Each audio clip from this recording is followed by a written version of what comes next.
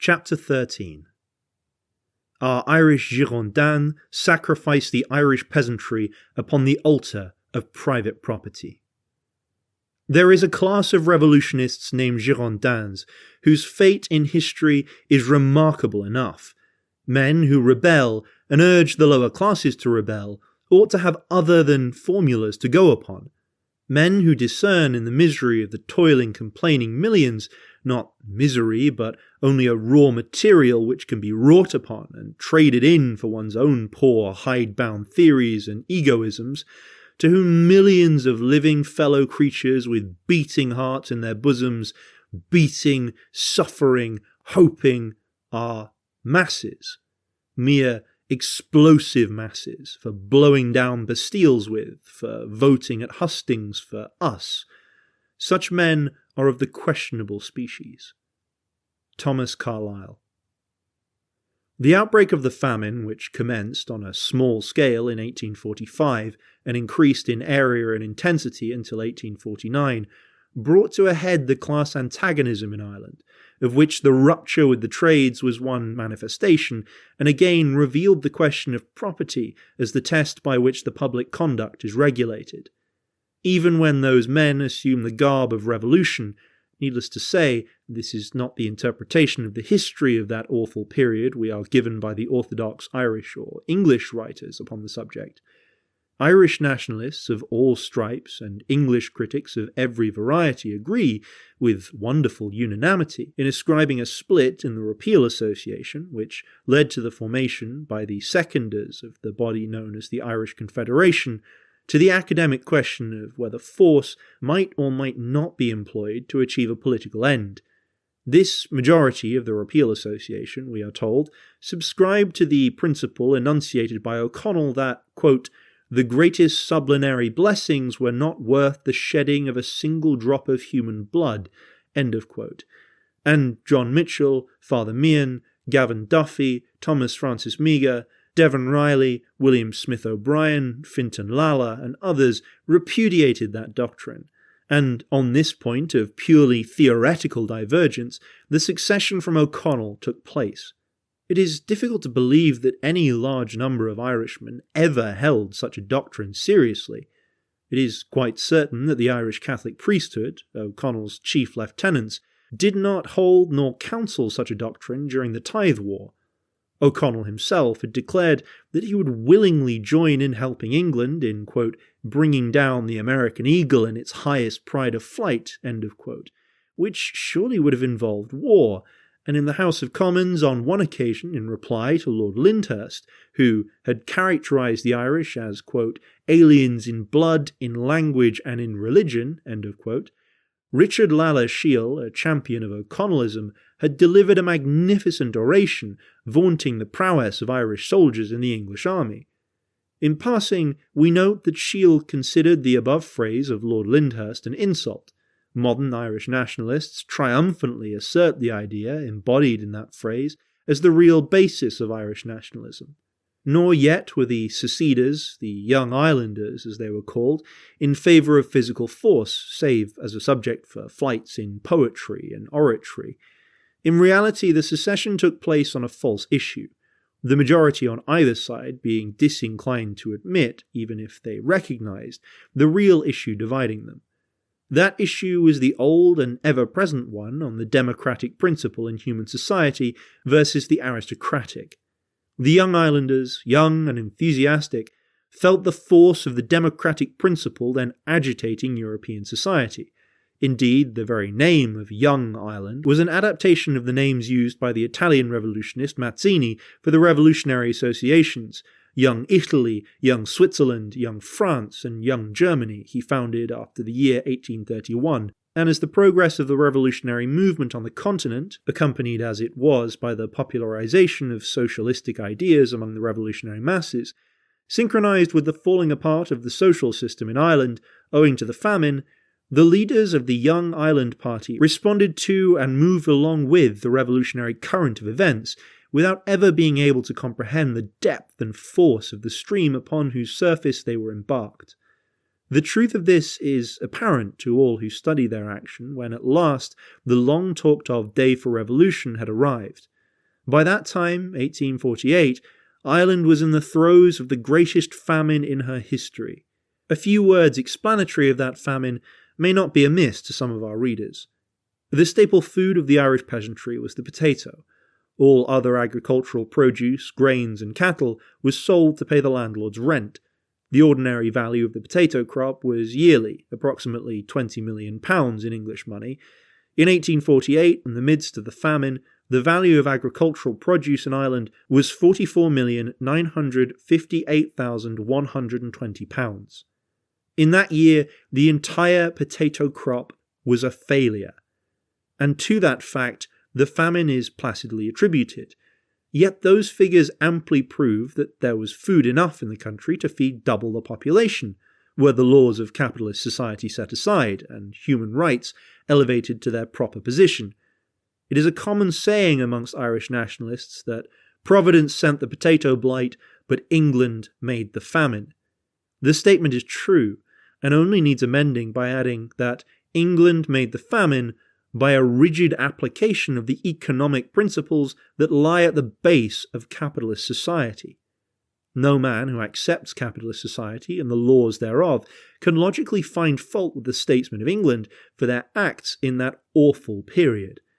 They stood for the rights of property and free competition, and philosophically accepted their consequences upon Ireland.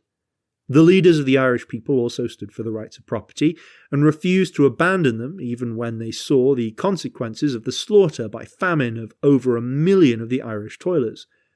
The first failure of the potato crop took place in 1845, and between September and December of that year, 515 deaths from hunger were registered, although 3,250,000 quarters of wheat and numberless cattle had been exported.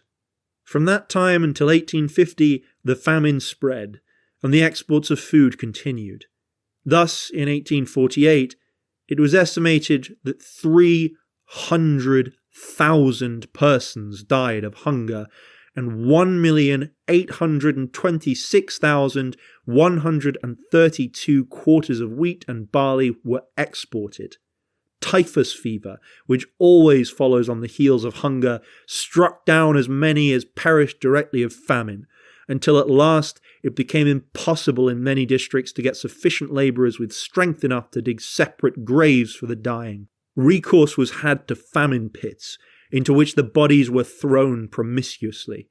Whole families died in their miserable cabins and lay and rotted there, and travellers in remote parts of the country often stumbled upon villages in which the whole population had died of hunger. In 1847, Black 47, 250,000 died of fever, 21,770 of starvation. Owing to the efforts of emigration agents and remittances sent from relatives abroad in the same year, 89,783 persons embarked for Canada.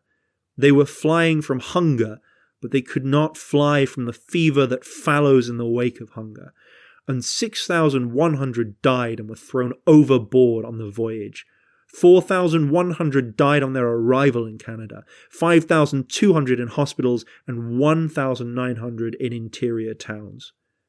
Great Britain was nearer than America, and many who could not escape to America rushed to the inhospitable shores of Britain. But pressure was brought to bear upon the steamship companies, and they raised their rates upon all passengers by steerage to an almost prohibitive price.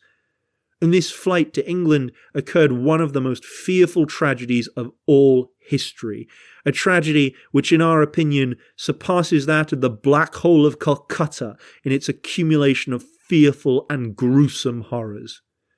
On December 2nd, 1848, a steamer left Sligo with 200 steerage passengers on board bound for Liverpool. On that bleak northwestern coast, such a passage is at all times rough, and storms are both sudden and fierce. Such a storm came on during the night, and as the unusual number of passengers crowded the deck, the crew unceremoniously and brutally drove them below decks and battened down the hatches to prevent their re-emergence.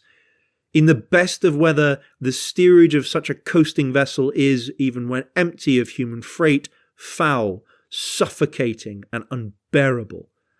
The imagination fails to realize what it must have been on that awful night when 200 poor wretches were driven into its depths. To add to the horror, when some of the more desperate beat upon the hatches and demanded release, the mate, in a paroxysm of rage, ordered tarpaulin to be thrown across the opening to stifle their cries. It did stifle the cries. It also excluded the air and the light, and there, in that inferno, those 200 human beings fought, struggled, and gasped for air, while the elements warred outside and the frail tub of a ship was tossed upon the surface of the waters. At last, when someone stronger than the rest managed to break through and reach the deck, he confronted the ship's officers with the news that their brutality had made them murderers, that grim death was reaping his harvest amongst the passengers. It was too true. Out of the 200 passengers battened down below decks, 72, more than a third of the entire number, had expired, suffocated for want of air, or mangled to death in the blind struggle of despair in the darkness. Such is the tale of that voyage of the ship Londonderry, surely the most horrible tale of the sea in the annals of any white people. Amid such conditions, the Irish Confederation had been preaching the moral righteousness of rebellion and discoursing learnedly in English to a starving people, the most of whom knew only Irish, about the historical examples of Holland, Belgium, Poland, and the Tyrol. A few men, notably John Mitchell, James Fintan Lalla, and Thomas Devon Riley, to their credit be it said, openly advocated as the first duty of the people the refusal to pay rents, the retention of their crops to feed their own families, and the breaking up of bridges and tearing up of railroad lines to prevent the removal of food from the country. Had such advice been followed by the young islanders as a body, it would, as events showed, have been enthusiastically adopted by the people at large, in which event no force in the power of England could have saved landlordism or the British Empire in Ireland. As explained by Fintan Lalla, the keenest intellectual in Ireland in his day, it meant the avoidance of all pitched battles with the English army, and drawing it into a struggle along lines and on a plan of campaign where its discipline, training, and methods would be a hindrance rather than a help, and where no mobilization, battalion drilling, nor technical knowledge of military science was required of the insurgent masses. In short, it involved a revolution, each resting upon the other. But the men who advocated this were in hopeless minority, and the chiefs of the young islanders were as rabidly solicitous about the rights of the landlord as were the chiefs of the English government. While the people perished, the young islanders talked, and their talk was very beautiful, thoroughly grammatical, nicely polished, and the proper amount of passion introduced, always at the proper psychological moment. But still, the people perished. Eventually, the government seized upon the really dangerous man, the man who had hatred of injustice deeply enough rooted to wish to destroy it at all costs, the man who had faith enough in the masses to trust a revolutionary outbreak to their native impulses, and who possessed the faculty of combining thought with action, John Mitchell. With his arrest, the people looked for immediate revolution. So did the government. So did Mitchell himself. All were disappointed. John Mitchell was carried off to penal servitude in Van Diemen's Island, Tasmania, after scornfully refusing to sign a manifesto presented to him in his cell by Thomas Francis Meagher and others, counselling the people not to attempt to rescue him. The working class of Dublin and most of the towns were clamouring for their leaders to give the word for a rising. In many places in the country, the peasantry were acting spontaneously. Eventually news reached Dublin in July 1848 that warrants were issued for the arrest of the chiefs of the Young Ireland Party. They determined to appeal to the country, But everything had to be done in a respectable manner. English army on one side, provided with guns, bands and banners. Irish army on the other side, also provided with guns, bands and banners. Serried ranks with glittering steel. No mere proletarian insurrection, and no interference with the rights of property. When C.G. Duffy was arrested on Saturday, 9th of July, in Dublin, the Dublin workers surrounded the military escort on the way to the prison at Newgate, stopped the carriage, pressed up to Duffy, and offered to begin the insurrection then and there. "Do you wish to be rescued?" said one of the leaders. "Certainly not," said Duffy, and the puzzled toilers fell back and allowed the future Australian Premier to go to prison. In Cashel, Tipperary, Michael Doheny was arrested. The people stormed the jail and rescued him. He insisted upon giving himself up again and applied for bail. In Waterford, Meagher was arrested. As he was being taken through the city, guarded by troops, the people erected a barricade in the way across the narrow bridge over the River Suir, and when the carriage reached the bridge, some cut the traces of the horses and brought the cavalcade to a standstill. Meagher ordered them to remove the barricade. They begged him to give the word for insurrection, and they would begin then and there. The important city was in their hands, but Meagher persisted in going with the soldiers, and the poor working-class rebels of Waterford let him go, crying out as they did so, quote, "You will regret it, and it is your own fault." Meagher afterwards proved himself a fearless soldier of a regular army, but, as an insurgent, he lacked the necessary initiative. But the crowning absurdity of all was the leadership of William Smith O'Brien. He wandered through the country telling the starving peasantry to get ready, but refusing to allow them to feed themselves at the expense of the landlords who had so long plundered, starved and evicted them. He would not allow his followers to seize upon the carts of grain passing along the roads where the people were dying of want of food.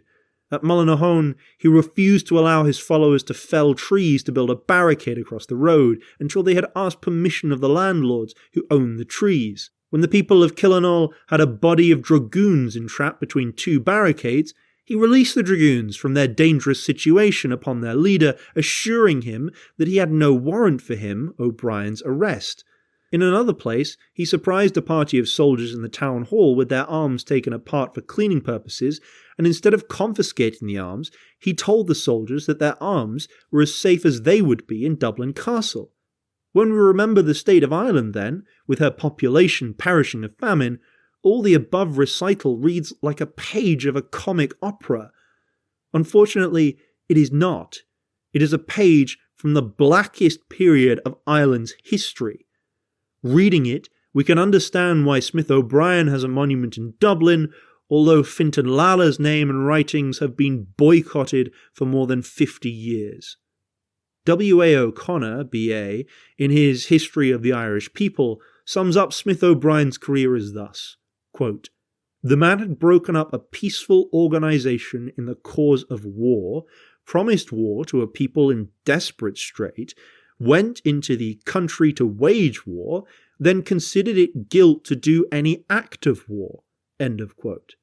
It must, of course, be conceded that Smith O'Brien was a man of high moral probity, but it is equally necessary to affirm that he was a landlord, vehemently solicitous for the rights of his class and allowing his solicitude for those rights to stand between the millions of the Irish race and their hopes of life and freedom. It ought, however, also to be remembered, in extenuation of his conduct in that awful crisis, that he had inherited vast estates as the result of the social, national, and religious apostasy of his forefathers, and in view of such an ancestry, it is more wonderful that he had dreamed of rebellion than that he had repudiated revolution.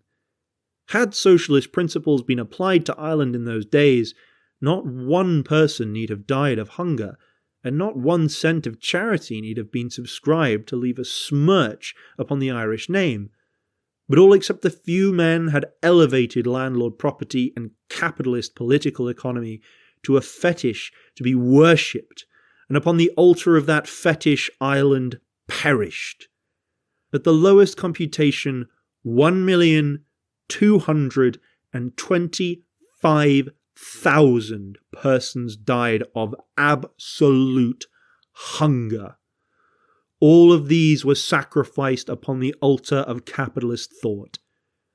Early in the course of the famine, the English Premier, Lord John Russell, declared that nothing must be done to interfere with the private enterprise of the regular course of trade, and this was the settled policy of the government from first to last.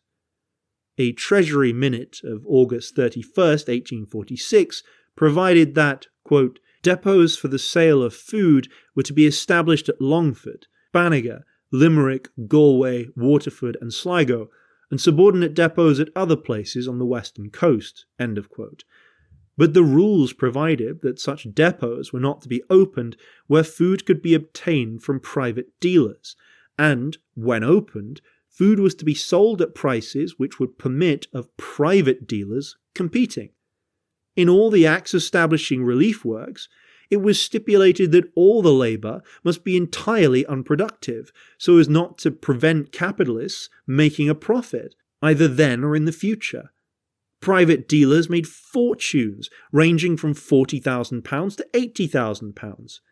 In 1845, a Commissariat Relief Department was organised to bring in Indian corn for sale in Ireland, but none was to be sold until all private stores were sold out. The state of Massachusetts hired an American ship of war, the Jamestown, loaded it with grain, and sent it to Ireland. The government placed the cargo in storage, claiming that putting it on the market would disturb trade. A Poor Relief Bill in 1847 made provision for the employment of labour on public works, but stipulated that none should be employed who retained more than 1/4 of an acre of land. This induced tens of thousands to surrender their farms for the sake of a bite to eat, and saved the landlords all the trouble and expense of eviction. When this had been accomplished to a sufficient extent, 734,000 persons were discharged, and as they had given up their farms to get employment on the works, they were now as helpless as men on a raft in mid-ocean. Mr. Mullall, in his 50 Years of National Progress, estimates the number of persons evicted between 1838 and 1888 as 3,668,000. The greater number of these saw their homes destroyed during the years under consideration, and this Poor Relief Bill, nicknamed an Eviction Made Easy Act, was one main weapon for their undoing. In 1846, England, hitherto a protectionist country, adopted free trade, ostensibly in order to permit corn to come freely and cheaply to the starving Irish.